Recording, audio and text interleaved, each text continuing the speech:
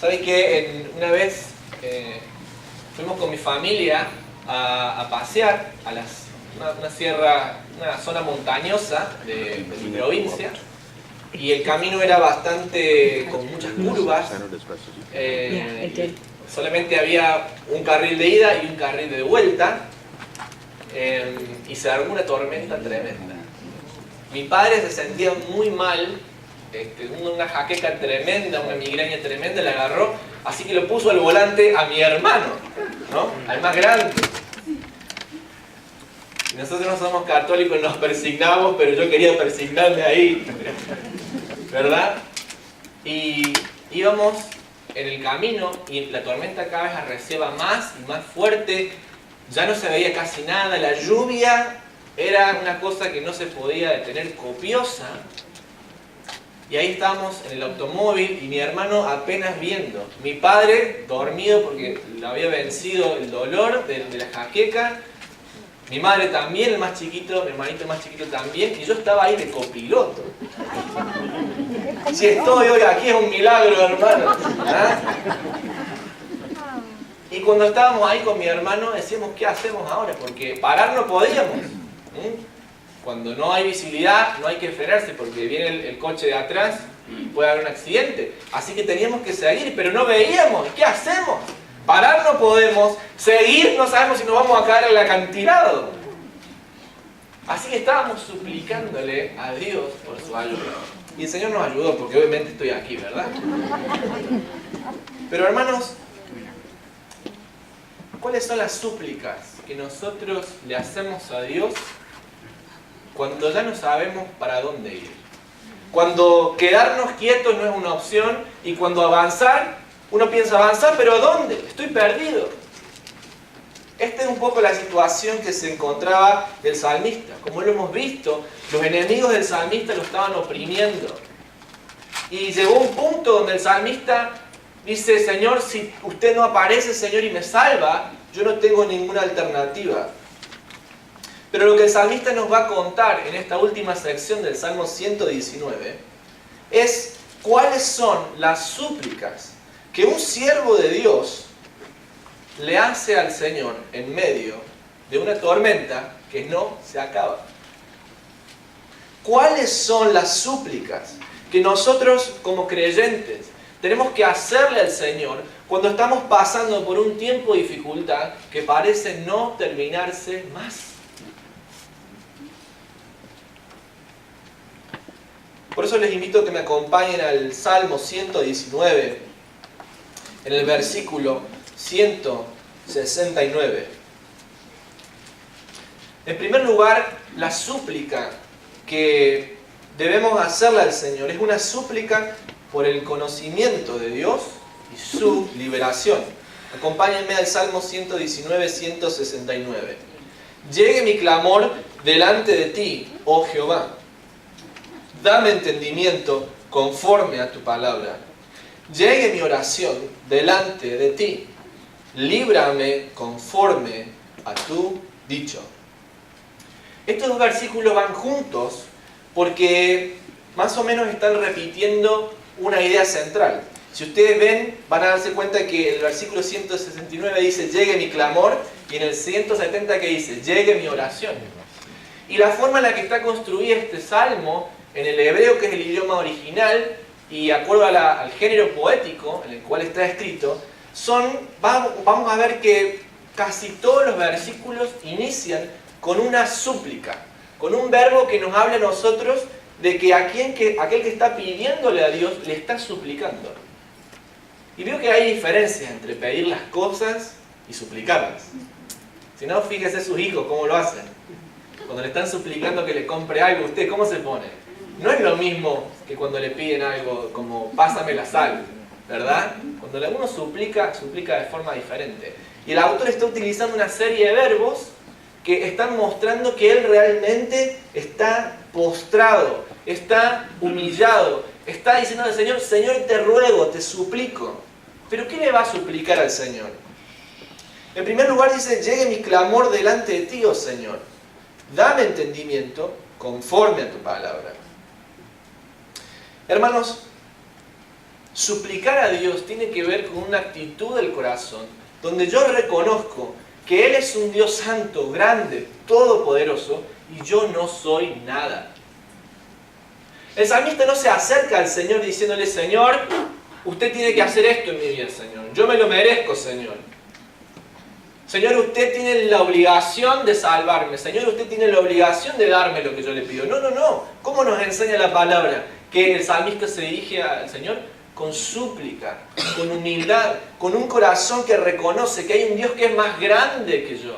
Que no es un Dios que está a mi servicio, sino es que soy yo el que tengo que estar al servicio de ese Dios. Y pide dos cosas. Primero dice, llegue mi clamor delante de ti. Hermanos, el salmista está diciéndole al Señor, Señor, voy a poner mi petición delante de ti. En el hebreo, si lo traduciéramos literalmente, significa, Señor, usted escuche el sonido de mi voz y quiero que lo escuche al frente de su cara. Quiero que esté el sonido de mi voz sonando al frente de su cara, en su misma presencia. ¿Pero qué le pide al Señor? Dame entendimiento. ¿Por qué le pide entendimiento al Señor? Bueno, hermanos, porque para el salmista el entendimiento de Dios le va a dar la posibilidad de conocer más a Dios y a su palabra. Nosotros sabemos, por ejemplo, en Proverbios, en el capítulo 9, en el verso 10, que esta palabra entendimiento se usa para hacer referencia a ¿qué? Se lo leo al versículo, dice, el temor de Jehová es el principio de la sabiduría y el conocimiento del Santísimo es la inteligencia. El salmista lo que está diciendo, Señor, dame entendimiento para conocer tu palabra, pero dame entendimiento para conocerte a ti. Señor, quiero conocerte más a ti. Qué increíble que el salmista, cuando está en momentos de dificultad, en vez de pedir cuántas cosas que podría pedir, ¿no? Lo primero que pide es, quiero conocerte más, Señor. Quiero conocerte más, Señor. Ahora, ¿sabe qué, hermanos? El entendimiento que el salmista está pidiendo no solamente conocer al Señor, sino que también es una palabra que se usa, por ejemplo, en Éxodo, en el capítulo 36, cuando está hablando de personas que tenían una habilidad de hacer las cosas. Lo que el salmista, en definitiva, le está diciendo al Señor, Señor, te suplico que me enseñes cómo puedo cumplir tu voluntad. Señor, te pido que me des entendimiento para que lo que está en tu palabra yo lo pueda poner por obra. Creo que eso es lo más difícil en la vida. No solamente tener la información la puede tener cualquiera, pero ponerla por obra, eso es la sabiduría que el salmista está necesitando. Y le suplica esto al Señor. Pero también no solamente le suplica entendimiento, porque quiere conocer más a Dios, quiere saber más cómo implementar su palabra, pero también le pide liberación. 170, llegue mi oración delante de ti. Líbrame siempre conforme a tu dicho, conforme a tu palabra. Esta palabra liberación que está utilizando el salmista es una palabra que la tenían muy en claro los hebreos cuando pensaban en cómo Dios había rescatado a Israel de la cautividad. Y es una palabra que transmite la sensación de que Dios salva y redime a alguien en el último segundo, en el último momento, cuando ya pensaban que ya no había más esperanza. Y si ustedes se ponen a pensar, cuando el pueblo de Israel iba saliendo de Egipto, se abre el mar, ¿verdad? Porque si no se abría lo mataban a Moisés, el mismo pueblo lo mataba, ¿no? Los egipcios están viniendo con los carros, el pueblo está ahí atascado, ¿qué hacemos ahora? El mar se abre, empiezan todos a entrar, pero los egipcios están ahí esperando, ¿no? Y cuando los hebreos están ya casi saliendo, los egipcios entran por el mar y uno dice, ahí ya están, ahí ya los agarraron. Y de repente cuando sale el último niño del túnel de agua, el mar se cierra y los agarra a los egipcios. A ver cómo lo ponemos en algo para que lo entendamos todos. ¿Qué significa la liberación de Dios en este contexto? Para que lo entiendan todos. Imagínense un niñito en la calle jugando con sus amiguitos, ¿verdad? Ahí como suelen jugar en las calles de Chicago, y está jugando y de repente se va el balón hacia la calle y el niño va a buscar el balón y viene un automóvil a 60 millas por hora, ¿verdad? Y usted lo ve al niño y ve que viene el auto y empieza a gritar y decir que alguien lo agarre, nadie lo agarre, nadie lo agarra, y cuando ya está por pegar, le va a pegar, y usted ya cierra los ojos porque no lo puede ver, aparece el padre y ¡chum! Lo salva en el último instante. Esa es la sensación que transmite esta palabra, la liberación de Dios. Es un Dios que aparece en el último momento. Un Dios que aparece cuando usted ya piensa que no hay esperanza. Un Dios que aparece cuando todo lo alrededor le está diciendo, usted no tiene esperanza ni salvación. Y es un Dios que nos arrebata en el último segundo. Así es como el salmista suplica. En primer lugar, suplica por el conocimiento de Dios, pero también suplica por la liberación. Recuerde que el salmista está siendo perseguido. Y si está diciéndole, Señor, líbrame de esa manera, es porque ya los enemigos lo tienen rodeado, sitiado, y todas las leyes de la lógica le dicen que él no va a seguir viviendo un día más. El salmista, en otras palabras, le está diciendo, Señor, si usted no aparece ahora, mañana no hay más mañana para mí. ¿Sabe que cuando éramos nosotros niños en la casa de mi padre le gustaba mucho el fútbol soccer, como todo buen latinoamericano? Y a nosotros también nos gustaba mucho, éramos dos varones al principio, antes que naciera el más chiquito. Entonces queríamos ir a jugar con mi papá, pero mi papá no nos quería llevar, ¿verdad? Porque tenía que cuidar de nosotros y no podía jugar al fútbol con sus compañeros. Pero mi mamá quería que nos llevara. Entonces mi mamá nos dice un día, ustedes lo que tienen que hacer es vístanse de jugar de fútbol, todo con su equipito, y vayan y párense en la puerta. Entonces cuando se van a jugar, lo va a ver ahí. Bueno, así que así lo hicimos. Nos vestimos de jugar de fútbol, todo ahí con nuestro equipito. Nos gustaba mucho el club Boca Juniors, todo ahí de azul y amarillo. Y estábamos ahí en la puerta, ¿no? Y cuando mi papá iba a salir, nos veía ahí a los dos, ¿no? Entonces era imposible que nos dijeran, no los puedo llevar. ¿Por qué? Porque estamos ahí frente de la cara de él, ¿verdad? Si nos decía que no, qué corazón, ¿no? El padre para dejarlo ahí. Estábamos vestidos de jugar de fútbol, chiquitos los dos, ¿cómo le va a decir que no? Así que pobre mi padre, siempre lo agarramos y nos íbamos a jugar al fútbol. Mientras él jugaba, hacíamos nuestro pequeño partido con los más chicos. Pero ¿saben qué, hermanos? Esto más o menos es una imagen de lo que el salmista está diciendo. Señor, quiero que mi súplica llegue al frente de tu cara, para que no me puedas decir que no. Pero Señor, también estoy suplicándote porque sé que tú tienes más poder que yo para hacer las cosas. Y tú podrías decir que no.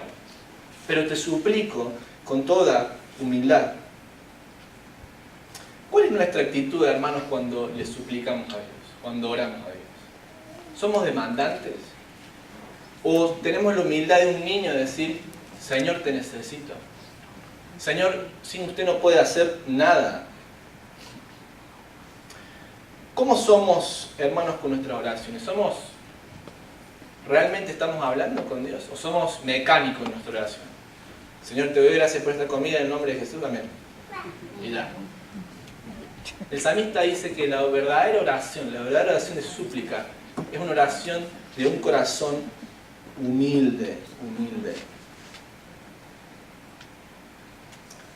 Pero la pregunta que me hago también, hermanos, con este pasaje es, ¿a quién le llevamos nuestra petición? ¿A quién está suplicando usted en su vida por lo que le está pasando? Mucha gente le suplica el dinero y busca en el dinero solucionar todos sus problemas y se da cuenta que no puede. Otra gente le suplica al gobierno y le vive suplicando al gobierno que arregle todos sus problemas y se dan cuenta que no funciona. Otra gente le suplica a los padres y los padres ya tienen 80 años, pero los hijos siguen suplicándole a los padres para que le solucionen todos los problemas. ¿A quién está suplicando usted por los problemas de su vida? ¿Sabe que no hay nadie que pueda hacer lo que Dios puede hacer por usted? Le invito a que usted lleve su súplica delante de la presencia de Dios. Pero quizás también en esta mañana hay personas que no conocen a Dios. Y no saben lo que es realmente sentir la salvación y la liberación de Dios. Déjame decirte en esta mañana que tu pecado te separa de Dios. Que el hecho de que tú le hayas dicho a Dios, Dios, estuve por allí, yo quiero hacer mi vida, te constituye en un enemigo de Dios, como dice la palabra. Y que la ira de Dios está sobre todos aquellos que son pecadores. Pero ¿cuál es la buena noticia? La buena noticia es, como lo dice la palabra aquí, que tenemos un Dios liberador. Un Dios que nos puede dar libertad. Libertad de nuestro pecado. Libertad de nuestra propia maldad. ¿Y cómo lo hizo el Señor? A través de su Hijo Cristo Jesús. Si tú quieres obtener la liberación de Dios para tu vida, necesitas pasar por la cruz de Cristo. Necesitas reconocer tu pecado y pedirle al Señor que te salve. Y Él te va a sacar a lugares anchos, espaciosos, y te va a dar la libertad que tanto buscas. Hablamos de que la primera súplica es una súplica por el conocimiento de Dios y su liberación.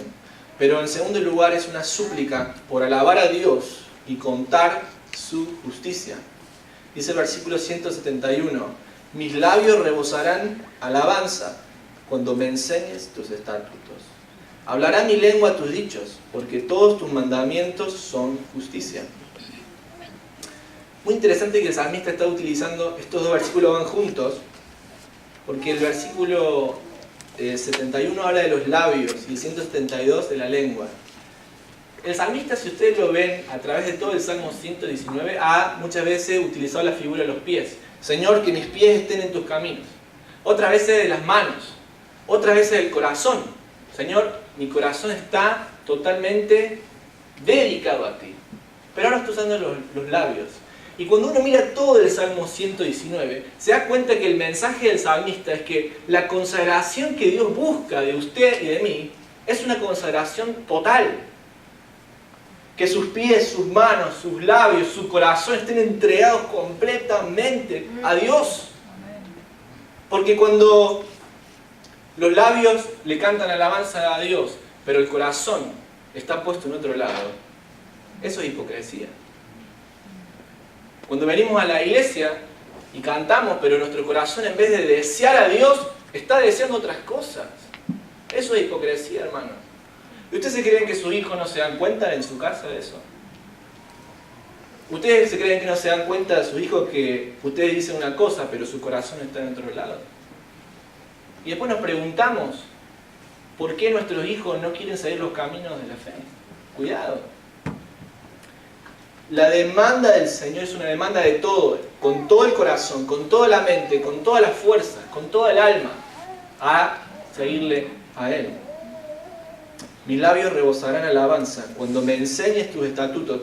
Otra traducción que podríamos hacer de este versículo, porque sigue en el modo de súplica, es: Señor, que mis labios se llenen copiosamente, abundantemente, de una alabanza como si fuera una lluvia, porque tú me has enseñado tus mandamientos, tus estatutos. El salmista está suplicando que en su corazón siempre esté el deseo de alabar a Dios y de publicar su justicia. Ahora me gusta el lenguaje que utiliza el salmista, porque mis labios rebosarán alabanza, puede decir. La imagen que está dando el salmista es la imagen de la lluvia cuando cae. ¿Escuchó alguna vez cuando llueve copiosamente? No puede usted ni salir a la calle, ¿verdad? ¿Por qué? Porque llueve a cántaros, como decimos nosotros. Y pareciera que hay como un sonido que gobierna todo, ¿verdad? Que es el sonido de la lluvia. Y aunque usted cierre la ventana, ¿qué pasa? Lo escucha. Lo escucha. El salmista está diciendo: Señor, te suplico, en este momento de dolor, en este momento donde mañana no sé si vivo o muero porque mis enemigos todavía están ahí, Señor, te suplico que inundes mi corazón con tu alabanza. Que sea tan fuerte el sonido de la alabanza que yo te voy a dar, que no pueda escuchar los rugidos del peligro de mis enemigos. Y me gusta porque el corazón se llena de alabanza en el salmista. Acá dice cuándo, la Reina Valera, también puede ser porque. creo que es más adecuado, porque tú, Señor, me enseñaste tus mandamientos. ¿Se acuerdan del primer punto de lo que está suplicando el salmista? Entendimiento. Señor, quiero conocerte más. En la segunda súplica le dice, Señor, que mi corazón abunde de alabanza. ¿Por qué? Porque tú me estás enseñando tus estatutos, tus mandamientos. Hablará mi lengua tus dichos, porque todos tus mandamientos son justicia. El salmista le dice, Señor, yo quiero contar de tus maravillas a todos.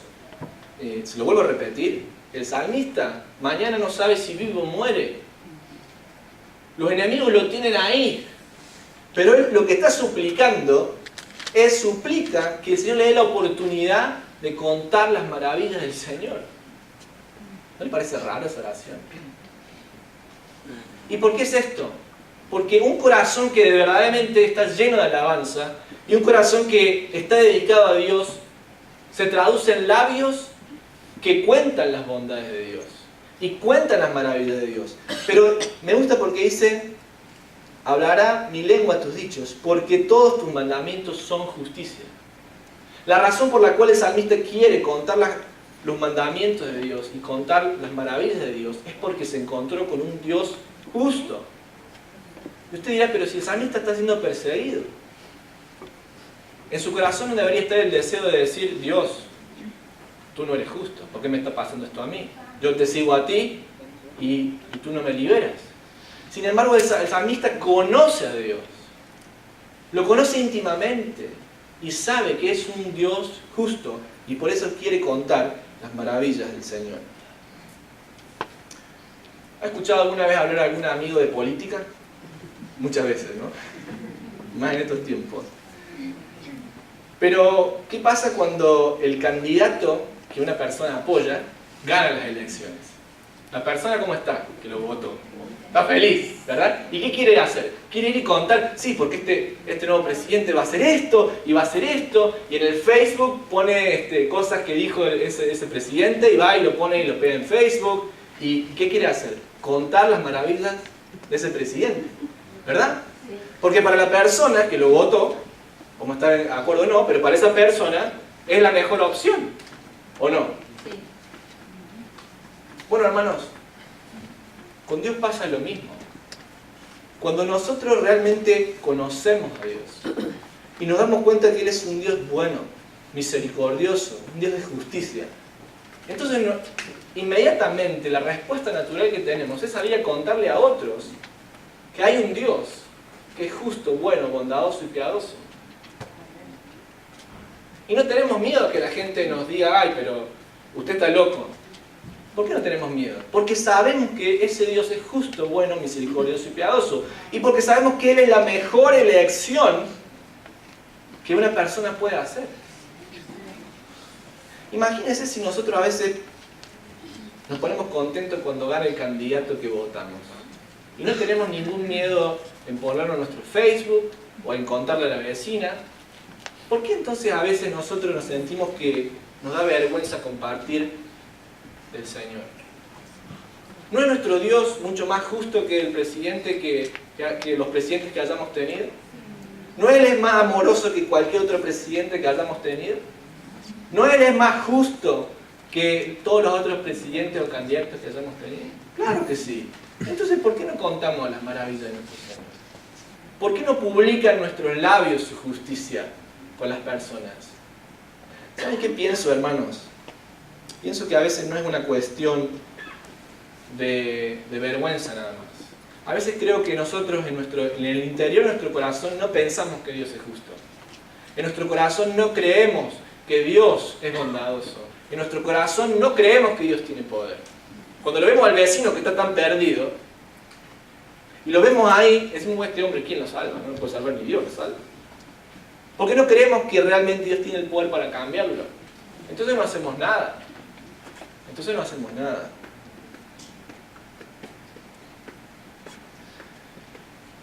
Ahora yo quiero que en esta mañana analicemos cuál es nuestra visión acerca de Dios. ¿Qué piensa usted de Dios?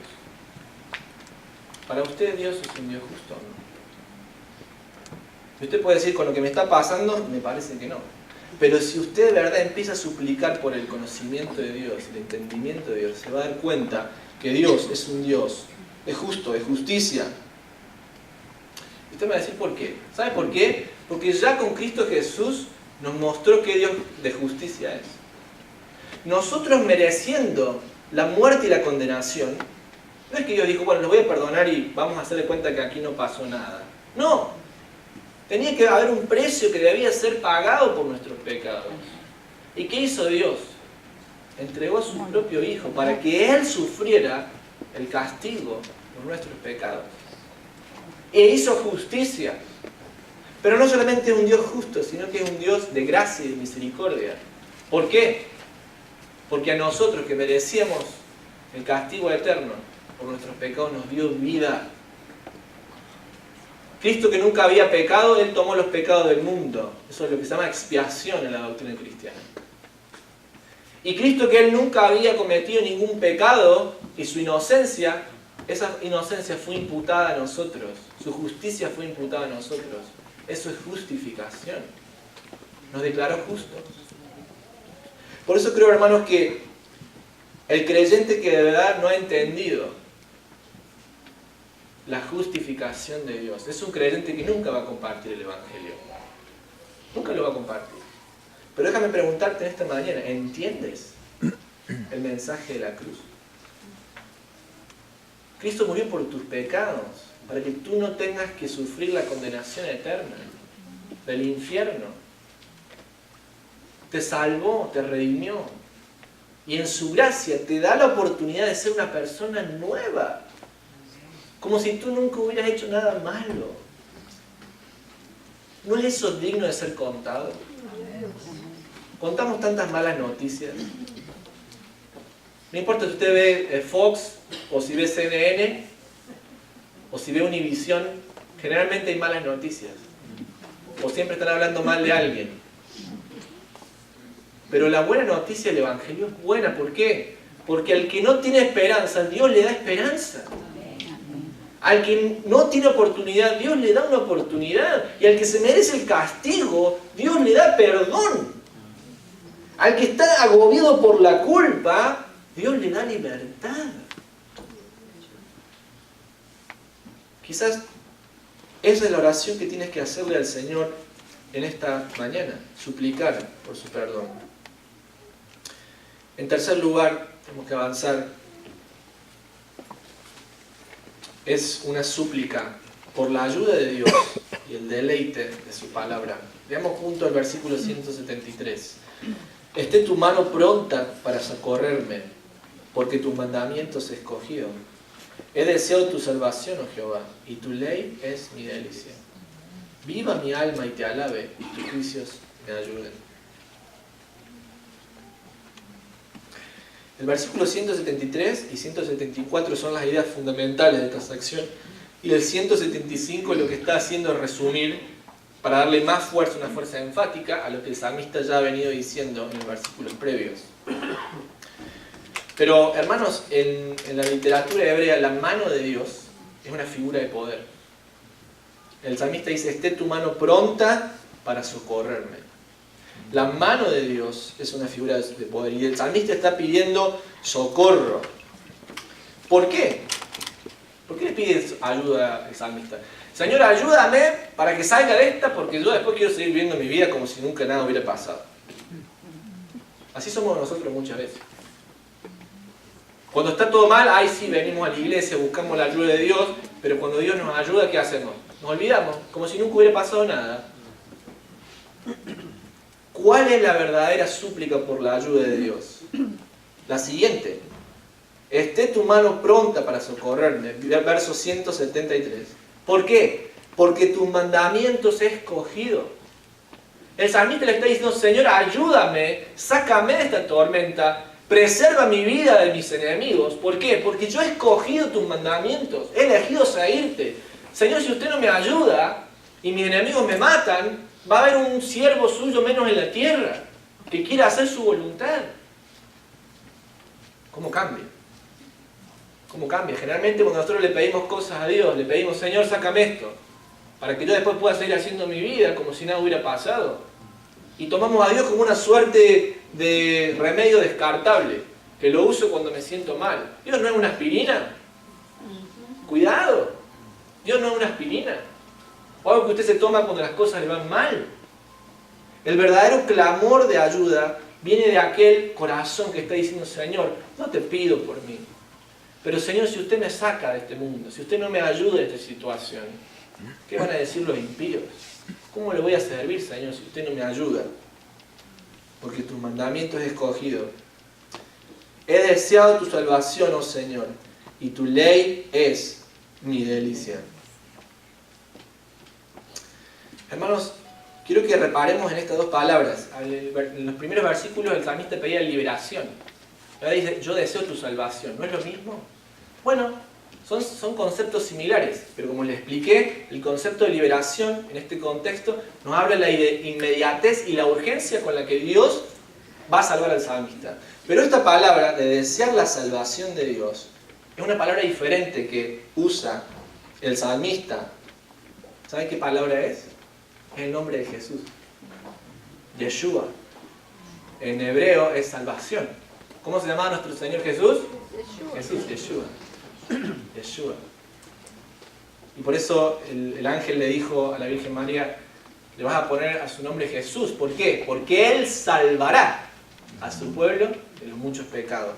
Y esta es la palabra que justamente el salmista está usando. Desea la salvación de Dios. Pero dijimos que es una salvación diferente. ¿Por qué?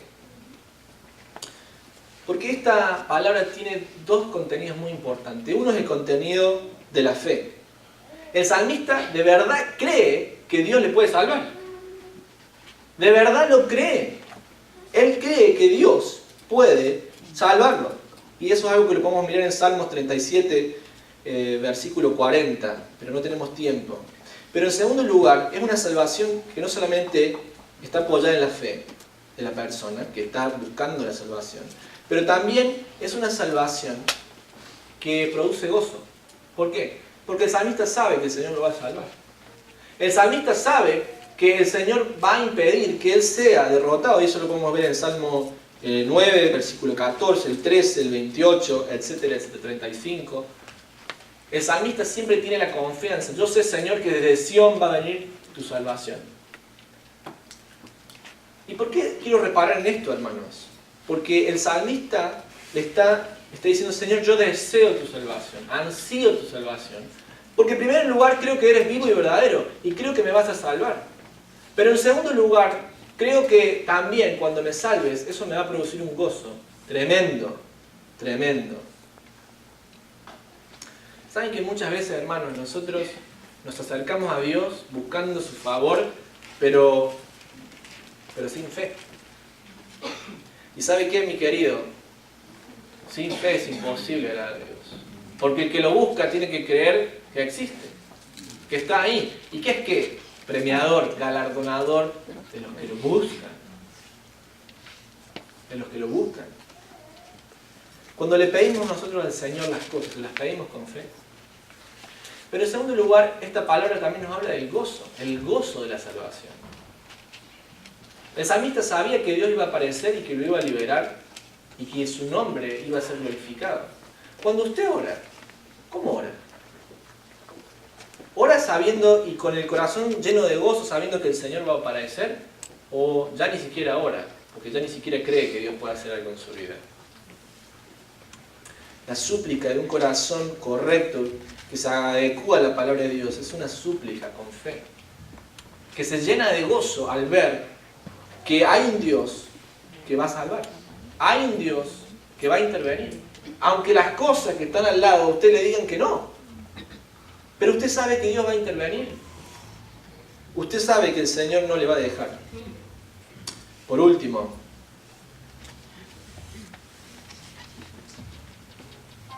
¿saben qué, hermanos? Cuando pienso en esto, cuando pienso en la fe, en la salvación del Señor, me acuerdo de ese salmo que dice, alzaré mis ojos a los montes, se pregunta el salmista.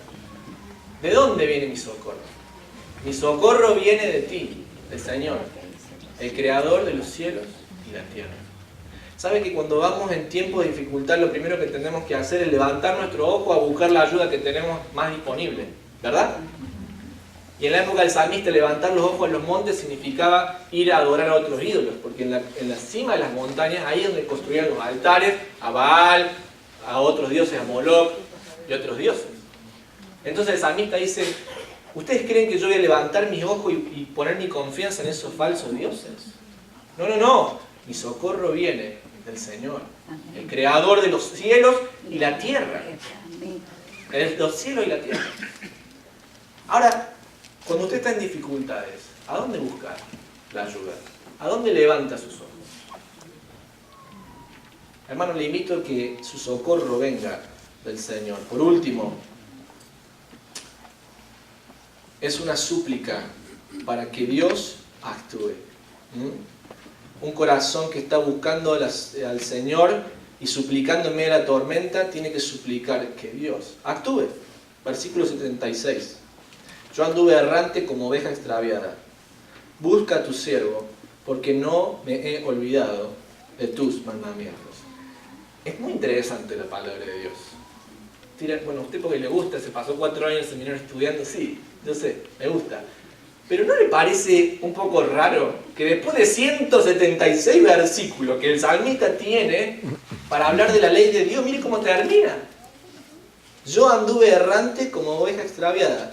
Busca a tu siervo, porque no me he olvidado tus mandamientos. Hombre, no puedo poner eso en el medio del salmo o antes. ¿Cómo va a terminar así de mal? ¿Verdad que tiene un fin inconcluso? Una oveja extraviada. De todas las palabras que se le pudo ocurrir al salmista, puso esas. Para terminar 176 versículos. Bueno, hermanos, lo que la palabra nos quiere transmitir en este sentido es que en el camino de la vida, no es que las cosas empiezan mal y después se resuelven y vivieron felices por siempre. No, la palabra de Dios es realista. Hay cosas, hay problemas y dificultades que se van a prolongar en el tiempo por años. Y que cuando usted levante sus rodillas luego de su oración, quizás el Señor no le conteste en ese momento. Y es lo que le está pasando al salmista. El salmista se está levantando de orar después de 176 versículos y todavía se siente desprotegido como una oveja sin pastor. Qué hermosa que es la palabra de Dios. Porque nos habla de las cosas que vivimos todos los días. No nos habla de triunfalismos románticos que están alejados de la verdad y la realidad de que cuando usted abre la puerta, termina este domingo y vuelve a su casa, va a encontrarse quizás con una familia y un ambiente que está en una tensión constante. Y usted le ha venido pidiendo al Señor, pero el Señor por alguna razón todavía le está diciendo, espera. Me gusta el Salmo porque dice, yo anduve como oveja extraviada. Quiero dar una pequeña explicación de esto. No es que es como la parábola de la oveja que se perdió, no quiero que se confunda. Porque esa parábola está hablando de alguien que no cumple los mandamientos de Dios, alguien que está lejos de Dios, y es Dios el que lo va a buscar.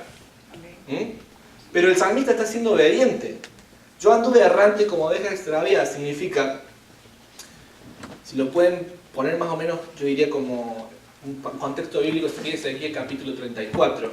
Es donde está esta idea para el hebreo de que una oveja está segura cuando ¿quién? Cuando está el pastor de la oveja. ¿Por qué las cuida de quién? Del lobo.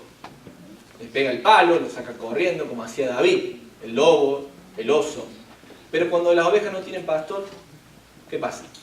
Están desprotegidas, a merced de todos los depredadores que rondan el área. Y esta es una forma del salmista de decir, Señor, me siento desprotegido. Señor, siento que los problemas que tengo van a terminar consumiendo mi vida. Pero ¿cuál es la apelación del salmista? Busca a tu siervo. Esta es una manera muy clásica en la literatura hebraica, poética, de terminar un poema con una forma de lamentación. Tiene 3 partes. En la primera parte el salmista está expresando cómo se siente. En la segunda parte viene una súplica. ¿Cuál es la súplica? Busca a tu siervo. ¿Sabe qué veo en esto? Me gusta mucho cómo lo pone Juan Calvino, uno de los padres de la Reforma. Paréntesis, con Edwin estuvimos el viernes en una conferencia celebrando los 500 años de la Reforma. ¿Pulín, Edwin? Pulín. Juan Calvino es uno de los padres de la Reforma. Y me gusta lo que él comenta, porque el pedido del salmista es: Señor, busca a tu siervo. No hay nada en nosotros que pueda agradar a Dios. Y no somos nosotros los que buscamos a Dios. Es Dios quien nos busca a nosotros. Él nos amó primero, por eso nosotros le amamos. Busca a tu siervo, porque no me he olvidado de tus mandamientos. A mí te le está diciendo: Señor, búscame, protégeme, sálvame. Señor, actúa. Por eso decimos que es una súplica para que Dios actúe. Actúa. ¿Por qué? Porque no me he olvidado de tus mandamientos. La expresión del corazón sufriente de un siervo obediente siempre será una invocación que atrae el obrar de Dios. Se lo vuelvo a decir esto. Cuando yo me reconozco, se lo pongo en castellano, en español. Cuando yo, hermanos, me doy cuenta de mi condición, de mi necesidad, es entonces cuando se genera la oportunidad para que Dios actúe. Si yo no me reconozco débil, si yo no me reconozco necesidad, pues Dios no va a obrar. Porque Dios a los soberbios los tiene ahí lejos. Pero al humilde le da ¿qué? Gracia. Gracia. Por eso el apóstol Pablo decía en la segunda epístola de los Corintios, en el capítulo 12, en el verso 9, después que el apóstol le pidió incansablemente al Señor que le quite el aguijón de la carne, ¿qué le dice el Señor? Bástate mi gracia, porque mi poder se perfecciona en la debilidad. Es el mismo patrón que encontramos en el Nuevo Testamento de los Evangelios. Lucas capítulo 19, verso 10. ¿Qué dijo Jesús? Después de tener ese encuentro con Zaqueo: yo he venido al mundo ¿a qué? A buscar y a salvar lo que se había perdido. Si usted no se da cuenta que está perdido, pues Dios no lo puede salvar. La misma de las palabras la encontramos también en Lucas capítulo 5, verso 31. Cuando Jesús es acusado por los fariseos de comer con los publicanos y los pecadores. Y Jesús, ¿cómo contesta? Los sanos no tienen necesidad de médico. Los sanos no tienen necesidad de médico. Yo no vine al mundo a llamar a justos al arrepentimiento, sino a pecadores al arrepentimiento. Si usted cree que usted es justo, si usted cree que usted no tiene ningún problema, si usted cree que es autosuficiente, si usted nunca quiebra sus rodillas para buscar la ayuda de Dios, pues ¿sabe qué? Dios no va a aparecer en su vida. Dios actúa en el corazón humilde. Dios actúa cuando le decimos: Señor, estoy como una oveja sin pastor. Señor, estoy que ya no doy más. Señor, te necesito. Y dejamos de buscar alternativas y dejamos de buscar cosas. Y por un segundo hacemos silencio. Cuando está ese ambiente de necesidad, entonces ¿qué pasa? Opera la gracia de Dios. Y Dios actúa en nuestras vidas.